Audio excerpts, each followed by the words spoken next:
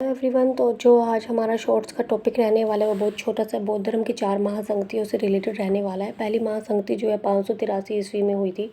ठीक है, अजातशत्रु के काल में हुई थी। अजातशत्रु के काल में कहाँ हुई थी आप बताइए? राजगृह में हुई थी। ठीक है, घर के अंदर हुई थी तो राजगृह में हुई थी।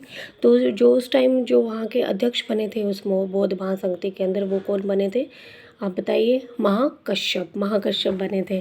तो सेकंड जो महासंगति है वो हुई थी हमारी कालाशोक के टाइम में। कालाशोक को वैशाली पसंद नहीं थी, ऐसे हम ट्रिक से याद कर सकते हैं।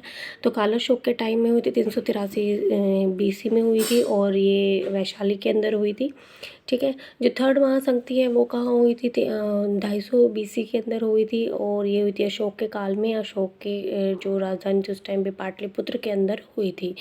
जो फोर्थ महासंगति है वो कहाँ हुई थी? हमारी फोर्थ महासंगति हमारी 78 AD के अंदर हुई थी और 78 AD के अंदर ये कनिष्क के काल में हुई थी। कनिष्क के द्वारा की गई थी, कुंडल वन में हुई थी। ठीक है, वन के अंदर हुई थी। और हम कह सकते हैं कि जैसे क्या कहते हैं, पहली जो महासंगति है उनके जो अध्यक्ष रहे थे वो रहे थे महाकश्यप। दूसरे वाले जो वैशाली के टाइम में रहे थे वो थे साबक मीर। ठीक है, जैसे वैशाली को या कालाशोक पसंद नहीं था या कालाशोक को वैशाली पसंद नहीं थी तो सबक भी तो मिला था ना वहाँ से, तो साबक मीर ऐसे ट्रिक से याद कर सकते हैं। जो थर्ड महासंगति थी जो अशोक का टाइम था, आप कह सकते हैं अशोक को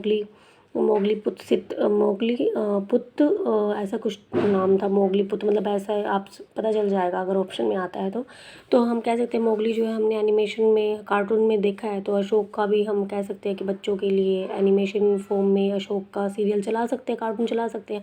तो मोगलीपुत्र ऐसे याद हो जाएगा, मोगलीपुत्र तिस ये नाम था। और जो फोर्थ महासंगति है उनके जो अध्यक्ष थे वो रहे हैं वसुमित्र। देखो, कनिष्क है, थोड़ा आजकल कई नाम है तो वसुमित्र भी थोड़ा रिलेट करता है, वसुमित्र। ठीक है, और जो क्या कहते हैं जो फोर्थ महासंगति के उपाध्यक्ष रहे हैं वो रहे हैं अश्वघोष। तो ये हमारा छोटा सा टॉपिक है, तो आई होप आपको पसंद आएगा। Thank you.